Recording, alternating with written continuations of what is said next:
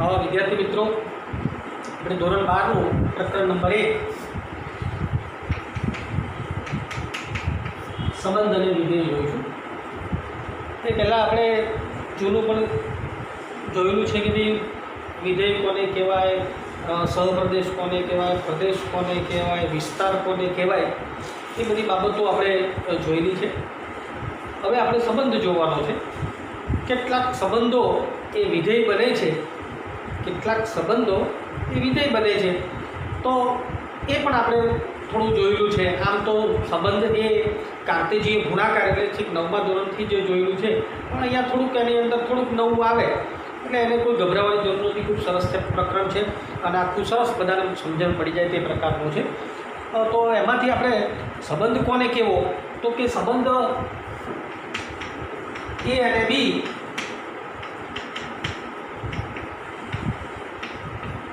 અરિક્ત ગણો હોય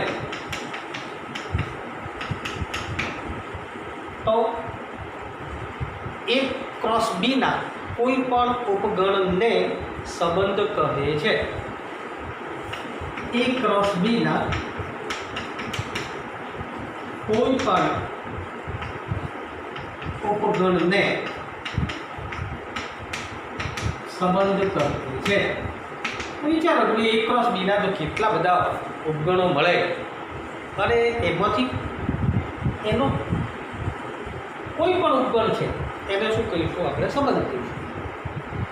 હવે સંબંધને શાના વડે દર્શાવવામાં આવે છે? અત્યારે આપણી નવી બુકની અંદર એને સંબંધને આર વડે દર્શાવવામાં આવે છે. બે ગણો છે, બે ગણને જોડતા બધા બહુ સંબંધો મળે. એમાંથી આપણે એક સંબંધની વાત કરીએ ને આપણે આર વડે દર્શાવીએ, બીજો સંબંધ હોય બીજો R1 R2 વડે દર્શાવીએ. આમાં બધા ઉપગણો છે એ બધા જ એ બે ગણ વચ્ચેના સંબંધો બને. એટલે ગણ એની અંદર જો 2 સભ્યો હોય અને ગણ બીની અંદર 3 સભ્યો હોય તો આપણે 9મા ધોરણમાં જોયેલું છે કે A ક્રોસ બીની અંદર 3 દૂની 6 સભ્યો મળે. એનો મતલબ એવો થયો કે સંબંધો કેટલા બને? તો સંબંધો એટલે શું? તો કે તો ઉપગણો છે. તો A ક્રોસ બીમાં એટલે કે સંબંધો 2:6 મળે. 2:6 ગણ એની અંદર.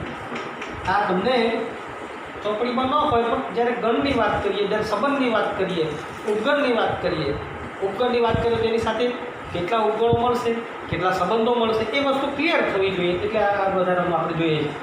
તો ગણ એની અંદર m સભ્યો હોય અને ગણ બીની અંદર n સભ્યો હોય તો A ક્રોસ બીના અથવા A થી બીના સંબંધોની સંખ્યા એ 2m ક્રોસ n થાય. 2m ક્રોસ n થાય. આ એક સૂત્ર બન્યું. પહેલી વાત સંબંધોની સંખ્યા. આ તો બે ગણની વાત કરી, પણ આપણે ગણ એ અરિક્ત ગણ હોય તો A ક્રોસ A નો કોઈ પણ ઉપગણ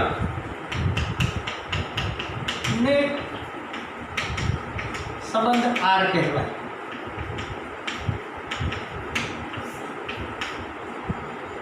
ઉપગણ A ક્રોસ A ના કોઈ પણ ઉપગણને પણ સંબંધ R કહેવાય. એટલે ગણ A થી A નો સંબંધ કે અહીંયા ગણ A હોય ને બીજો ગણ A હોય, અહીંના સભ્યો જોડતા જેટલા પણ બને એ એમાંનો કોઈ પણ ઉપગણ એને આ બે ગણ વચ્ચેનો સંબંધ કહેવાય. સંબંધને રિલેશન એટલે એને શાના વડે દર્શાવવામાં આવે? R વડે દર્શાવવામાં આવે. આની અંદરના રહેલા આનું સૂત્ર 2:, આમ n². જો અહીંયા n સભ્યો હોય, અહીં પણ n સભ્યો હોય એટલે એના સંબંધોની સંખ્યા 2:n² બને.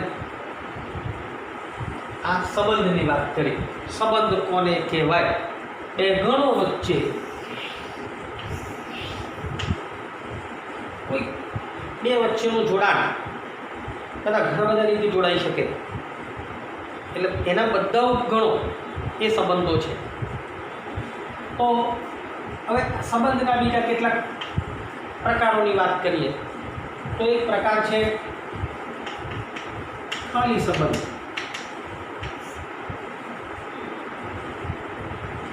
ખાલી સંબંધ એટલે આ ગણને આ ગણ વચ્ચે, એટલે કે A ક્રોસ B ની અંદર એક પણ સભ્ય ન હોય તેવો સંબંધ, એને ખાલી સંબંધ કહેવાય. એક પણ સંબંધ ન હોય એને ખાલી સંબંધ કહેવાય. અને A ક્રોસ A ને બધા જ સભ્યો આવી જતા હોય, A ક્રોસ A ને, એ સાર્વત્રિક સંબંધ કહેવાય. આપણે બે ગણ પરથી A ક્રોસ Aમાં ઉપગણો જોયા હતા કે ગણ એની અંદર 1 2 સભ્યો હોય તો A ક્રોસ A આપણે જોયેલો છે કે પેલું જોડી બનાવતા, 1 1 બનાવતા, 1 2 બનાવતા, 2 1 બનાવતા અને 2 2 બનાવતા. તો આ 4 સભ્યો થયા અને ગણ છે. તો એના પછી આ ગણ છે એટલે એના ઉપગણો કયા બને? તો કે ખાલી, પછી આ 1 સભ્યવાળા, પછી 2 સભ્યવાળા, પછી 3 સભ્યવાળા, પછી 4 સભ્યો. 4 સભ્યો છે એટલે 2:4 એટલે 16 સંબંધો મળે. કેટલા સંબંધો મળે? 16. આની અંદર સભ્યો કેટલા છે? 2, પણ સંબંધો કેટલા મળશે? 16 સંબંધો. કેમ? તો કે 2 એટલે 2n², 2 નો 2 ઘાત એટલે 4 ઘાત, 2 નો 4 ઘાત એટલે 16 સંબંધો અહીંયા મળે. સંબંધોની સંખ્યા કેવી રીતે જોવાની તે ખબર પડી. સંબંધના પ્રકારો અત્યારે આપણે 2 જોયા, એક ખાલી સંબંધ અને બીજો જોયો આપણે સાર્વત્રિક સંબંધ. ખાલી સંબંધ અને સાર્વત્રિક સંબંધ. એટલે વિદ્યાર્થી મિત્રો, આટલી વસ્તુ તમારા મગજમાં ક્લિયર થઈ ગઈ. સંબંધ કોને કહેવાય? તો 2 ગણો છે, એ હરિક્ત ગણો હોય તો A ક્રોસ B ના કોઈ પણ ઉપગણને સંબંધ કહેવાય. પણ આપણે એક જ ગણ હોય તો એ લખ્યું કે એ અરિક્ત ગણ હોય તો A ક્રોસ A ના કોઈ પણ ઉપગણને સંબંધ કહેવાય. બરાબર? સંબંધના પ્રકારો જોઈએ કે જો એની અંદર એક પણ સભ્ય ન હોય તો એ ખાલી સંબંધ કહેવાય. A ક્રોસ A ને આપણે સાર્વત્રિક સંબંધ કહીશું. અને બીજી વાત કરીએ કે સંબંધોની સંખ્યા કેટલી મળશે? તો 2n ક્રોસ n, m અને n સભ્યો હોય તો, અને n જો ખાલી A ક્રોસ A હોય તો આના સંબંધોની સંખ્યા 2n² બનશે. તો આ સંબંધો અને સંબંધના પ્રકારો 2 જોયા. હવે કેટલીક બાદ સંબંધના આગળના પ્રકારો આપણે જોઈએ તો એમાં આ એક મહત્વનો પોઈન્ટ છે આપણો. આપણે 3 વસ્તુ ક્લિયર કરવાની છે સંબંધમાં. પહેલી વાત છે સ્વવાચક. સંબંધના પ્રકારો જોઈએ. સ્વવાચક તમે બુકની અંદર જોશો તો આના બીજા પેજ ઉપર આપેલું હશે સંબંધના પ્રકારો. સ્વવાચક છે. તો સ્વવાચક કોને કહેવાય? જો આવું છે, પ્રત્યેક A બિલોંગ્સ ટુ A માટે, પ્રત્યેક A બિલોંગ્સ ટુ A માટે A બિલોંગ્સ ટુ R, તો R ને સ્વવાચક સંબંધ કહેવાય. હવે આને ક્લિયર કરતા આ વ્યાખ્યા જોઈએ. પ્રત્યેક A બિલોંગ્સ ટુ A માટે થોડુંક આના ઉપર ક્લિયર કરી દઈએ. બીજું આને આ A બિલોંગ્સ ટુ શું લખ્યું છે? A બરાબર દાખલા તરીકે 1 2 2 સભ્યો છે. A બરાબર 1 અને 2, અથવા તો આપણા A અને B સભ્યો 1 2 રાખીએ. 1 અને 2 સભ્યો છે. મારે A ક્રોસ A ની અંદર અથવા તો સંબંધ R ને આવો લખ્યો, 1 2 લખું, 2 1 લખું. આનો એક ઉપગણ થયો. A ક્રોસ A નો આ A ક્રોસ A નો એક આ ઉપગણ બન્યો અને એને મેં સંબંધ R તરીકે દર્શાવ્યો. આ ગણ છે એટલે ગણને મેં યાદીની રીતે લખ્યો છે. આપણે જૂનું યાદ કરીએ તો ગણને દર્શાવવા માટેની બે હું આને આ રીતે પણ લખી શકું કે એવા બધા એ બી સચ ધેટ એ પ્લસ બી અને ટોટલ કેટલું થાય સરખું છે એટલે હું આવું લખું. આ બંને વાતો સરખી છે. તો આ એક સંબંધ છે, ગણ એ પરનો આ સંબંધ છે. હવે આપણને એટલે આ ક્લિયર થઈ ગયું કે પ્રત્યેક એ બિલોંગ્સ ટુ એ. આ સભ્ય ગણનો સભ્ય એ એટલે કે જો આપણો ગણ એ હોય અને એની અંદર રહેલા એ પ્રકારના બધા જ સભ્યો માટે પ્રત્યેક એ બિલોંગ્સ ટુ એ માટે એ બિલોંગ્સ ટુ આર હોય તો આર તો અને તો જ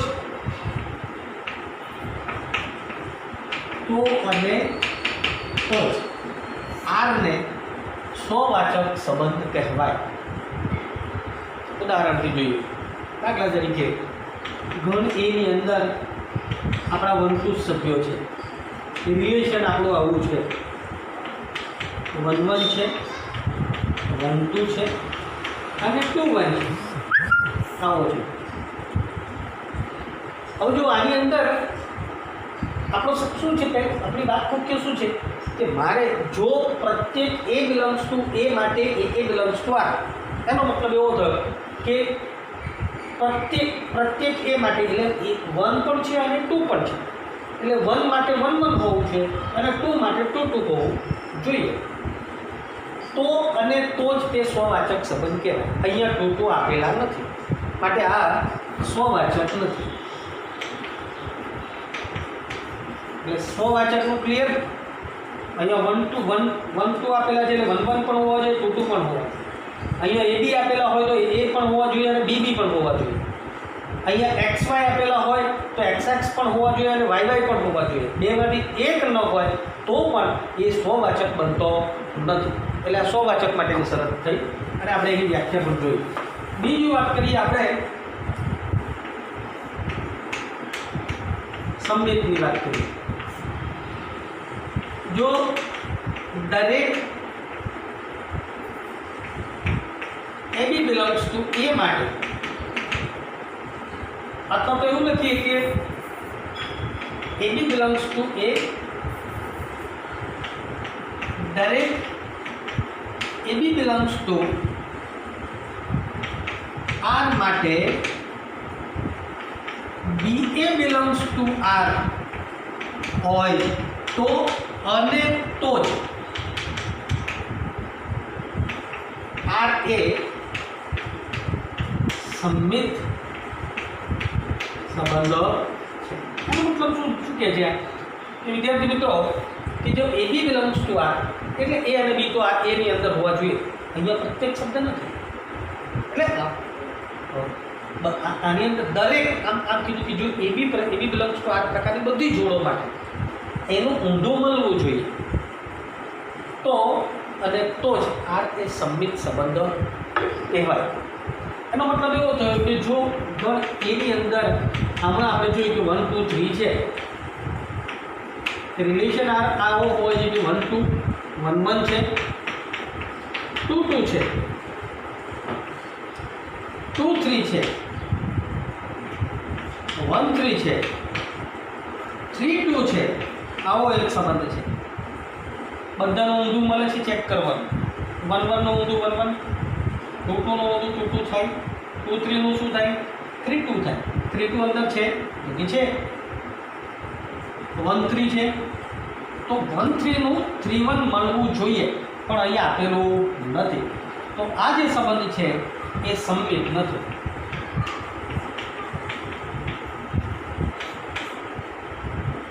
બીજું એક ઉદાહરણ જોઈએ. આવો કોઈ આર આપેલો છે, 1 1 છે, 2 2 છે, ખાલી આટલું જ આપેલું છે. તો આ એ સંમિત થાય તો કે 1 1 નું ઊંધું 1 1 જ છે, 2 2 નું ઊંધું 2 2 જ છે. તો આ સંમિત છે. ટૂંકમાં દરેક એ બી બિલોંગ્સ ટુ આર માટે એને ગણ એની આશા નથી રાખી. એણે તો એવું જ કીધું કે મને જેટલા એ બી બિલોંગ્સ ટુ આર છે એના બી એ બિલોંગ્સ ટુ આર અંદર હોવા જોઈએ અને હોય તો એ સંમિત છે. ક્લિયર? ત્રીજી વસ્તુ જોઈએ.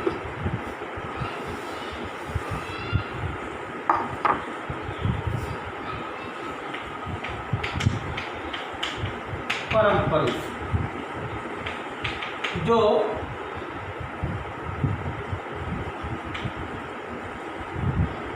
AB belongs to R અને BC belongs to R માટે AC belongs to R હોય તો અને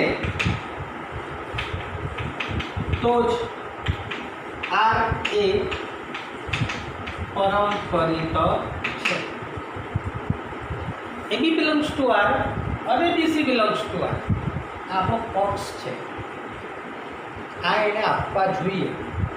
આટલું આપેલું હોય તો જ એ આ પાર્ટીની આશા રાખી શકે.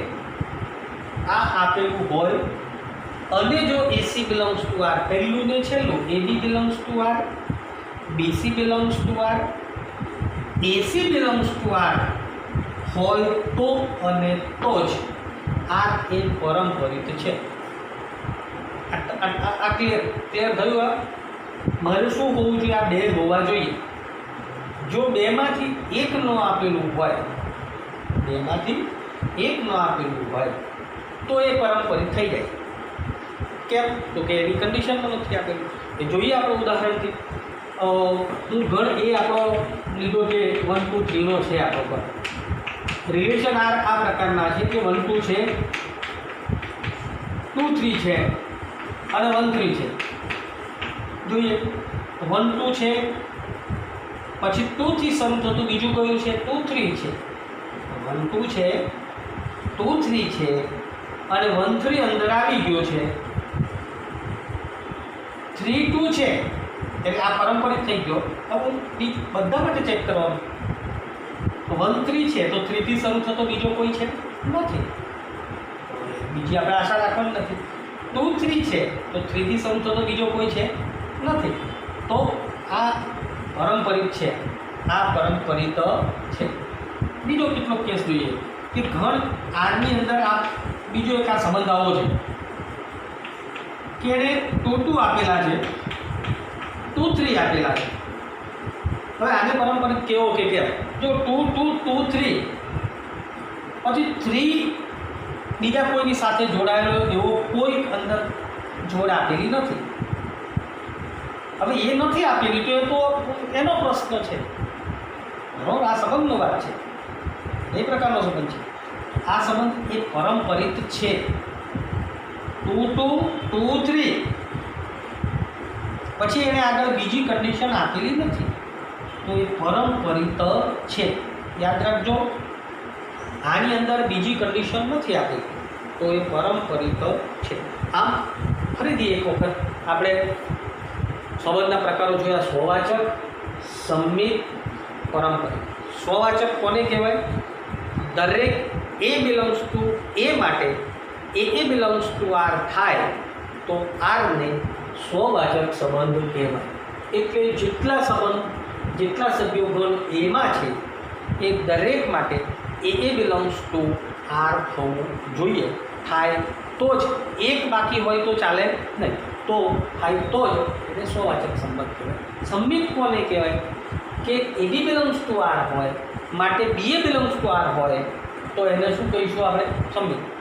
અને પારંપરિક કોને કહેવાય? કે A belongs to R, A B belongs to R, B થી શરૂ થાય, B C belongs to R માટે એસી બિલોંગ્સ ટુ આર હોય તો અને તો જ એ પારંપરિક સંબંધ છે. એટલે ક્લિયર? હવે બીજી આગળની વાત કરીએ તો જે સ્વવાચક છે, સંમિત છે અને પારંપરિક, આ ત્રણે ત્રણ હોય એવો જે સંબંધ છે એને સામ્ય સંબંધ કહેવાય. આ ત્રણે ત્રણ હોય એવો જે સંબંધ છે એને સામ્ય સંબંધ કહેવાય. એટલે સામ્ય સંબંધ માટે આ ત્રણે ત્રણ વસ્તુઓ હોવી જોઈએ. સ્વવાચક હોવું જોઈએ, સંમિત હોવું જોઈએ અને પારંપરિક હોવું જોઈએ. એટલે વિદ્યાર્થી મિત્રો, હું માનું છું કે હવે અત્યારે આ ત્રણ વસ્તુઓ અત્યારે ક્લિયર થઈ ગઈ હશે.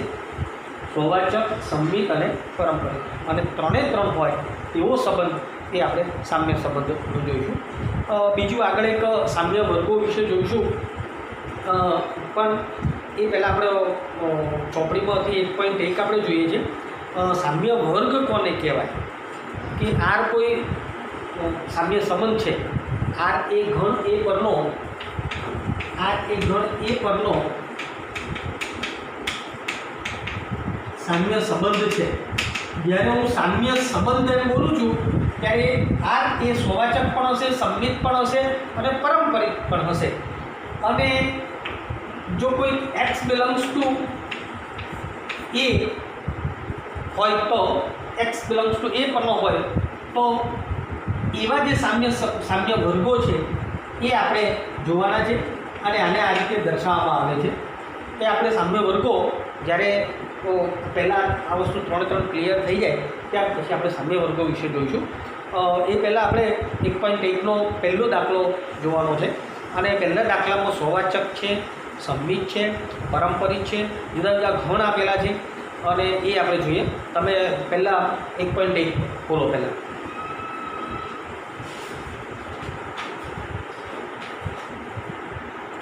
શું છે? પહેલો એક ગણ એની અંદર 1 થી 14 સભ્યો આપેલા છે.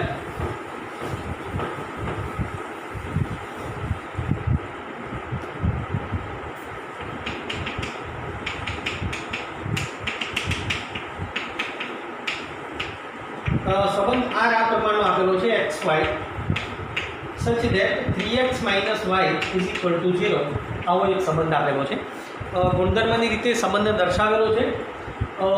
રિલેશન આને યાદીની રીતે આપણે લખ્યું હોય તો શું લખી શકીએ? બીજી કેટલીક બાબતો તમને ચોખવટ કરી દઉં કે 3x - y = 0 where x and y belongs to a. જ્યાં x અને y એના સભ્યો છે. એનો મતલબ એવો હતો કે x અને y belongs to a. મને y અને x એ આટલા સુધીના જે લેવાના છે. જો હું 3x - y બરાબર એટલે 3x - y બરાબર 0 તો y બરાબર 3x કહી શકીએ. તો મારો આરની અંદર કયા કયા સભ્યો તમને ઇઝી આવડી જશે. 1 લખું તો મારે 3 લખવા પડે, જો હું 2 લખું તો 6 લખવા પડે, 3 લખું તો 9 લખવું પડે, અને 4 લખીએ તો y બરાબર કેટલા આવશે? 12 આવશે. અને 5 લખું તો 5 × 15 એ નથી. માટે આરની અંદર આટલા સભ્યો મળે. કયા કયા? 1 3 2 6 3 9 4 12. પહેલી વાત કરીએ સ્વવાચકની વાત કરીએ. આ ગણ એ સ્વવાચક છે.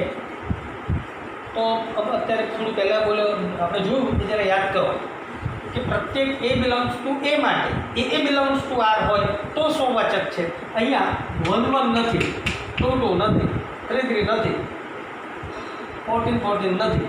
એટલે આમાંથી આપણે એક જ નથી એમ બતાવો, બધા લખવાની જરૂર નથી. Does not belongs to R. એટલે આર એ સ્વવાચક નથી. ક્લિયર? આ પહેલી વાત. અને બીજી વાત જોઈએ, જો સંમિતની વાત કરીએ. સંમિતમાં શું જોયેલું આપણે કે મારે 1 3 હોય તો 3 1 જોઈએ. અહીંયા 3 1 શક્ય બને નથી બનતો. એટલે 1 3 બિલોંગ્સ ટુ આપણે 1 3 બિલોંગ્સ ટુ આર આવું લખવું પડે કે પરંતુ 3 1 does not belongs to R. માટે આર એ સંમિત નથી. અને ત્રીજી વસ્તુ છે પારંપરિકની વાત જોઈએ. તો પારંપરિકમાં કેવું છે કે તમારું 1 3 હોય પછી 3 9 છે, 1 3 છે, 3 થી શરૂ થતું 3 9 છે, તો 1 9 છે આમાં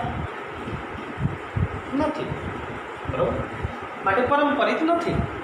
એટલે આવું લખી શકીએ કે 1 3 બિલોંગ્સ ટુ આર અને 3 9 બિલોંગ્સ ટુ આર, પરંતુ 1 9 does not belongs to R. માટે આર એ પારંપરિક સંબંધ નથી. શા માટે સ્વવાચક નથી? તો કે 1 1 નથી, 2 2 નથી એટલે સ્વવાચક નથી. સંમિત કેમ નથી? તો કે 1 3 બિલોંગ્સ ટુ આર, પણ 3 1 does not belongs to R, માટે સંમિત નથી. અને ત્રીજી વાત છે કે 1 3 belongs to R, 3 9 belongs to R, પરંતુ 1 9 does not belongs to R. નથી એમ સાબિત કરવા માટે એક જ કારણ જોઈએ, છે માટે બધા જોઈએ. સમજાય?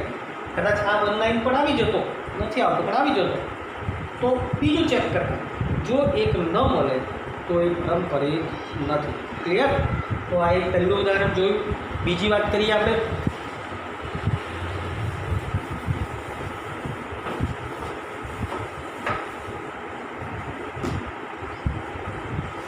બીજામાં શું છે કે ગણ એ બરાબર પ્રાકૃતિક સંખ્યાઓનો ગણ છે અને રિલેશન r બરાબર xy સચ that y is equal to x plus 5 અને x ઇઝ લેસ ધેન 4 આવું આપેલું છે. એટલે એક્સની કિંમત મારે 4 થી નાની લેવી પડે અને પ્રાકૃતિક છે એટલે 1 2 3 આવે. તો મારે આરની અંદર કયા સભ્યો બનશે? તો જો 1 લઉં તો 6, 2 લઈએ તો 7, 3 લઈએ તો 8, अब 4 તો લેવાનું નથી. હવે આને જોઈએ તો એ બરાબર તો શું છે? n. આપણી શરત શું છે? પ્રત્યેક એ બિલોંગ્સ ટુ એ માટે. અહીંયા તો 1 1 તો છે જ નહીં. 1 1 does not belongs to R. R માટે એમ કહી શકીએ કે સ્વવાચક નથી. સ્વવાચક. બીજો કેસ 1 6 belongs to R, પરંતુ 6 1 does not belong to R. 6 1 શક્ય જ બનવાનો નથી. તો શું કહી શકીએ? આ સંમિત નથી. ત્રીજી વાત, 1 6 belongs to R, પછી 6 ની સાથેની બીજી જોડ અંદર આપેલી નથી. 3 7 belongs to R, પણ 7 ની બીજી જોડ આપેલી નથી. 3 8, પણ 8 ની બીજી જોડ આપેલી નથી. તો નથી આપેલી માટે એમ કહી શકીએ કે આ પારંપરિક છે. પારંપરિક સમજ્યા? આ યાદ રાખજો. 1 6 પણ બીજી જોડ નથી આપેલી. એ લોકો આપણી પાસે પારંપરિક થવા માટે બીજી જોડ આપેલી હોત, કદાચ 6 આપેલું હોત અને 11 અહીં આપેલું હોત, તો આપણે 1 11 છે કે નહીં એમ ચેક કરતા. ન હોત તો આપણે પારંપરિક નથી. પણ બીજી જોડ આપેલી નથી માટે આ પારંપરિક છે. યાદ રાખજો. તો વિદ્યાર્થી મિત્રો, આ બે ઉદાહરણો આપણે જોયા. આપણા હજુ તમે બરાબર અને જોવો બરાબર સ્વવાચક, સંમિત અને પારંપરિક એટલે કે સંબંધના જે પ્રકારો છે તે બરાબર ક્લિયર કરો. અમે પહેલાં બે ઉદાહરણો જોયા. બીજા આગળ આપણે તમે આટલું જોઈ રાખો, ત્યાર પછી બીજા વિડીયોની અંદર આપણે આગળના સ્વાધ્યાયના બીજા દાખલાઓ છે તે આપણે કેટલાક ખણાઈને કેટલાક સમજાવીને એ આપણે વિવરણ કરીશું.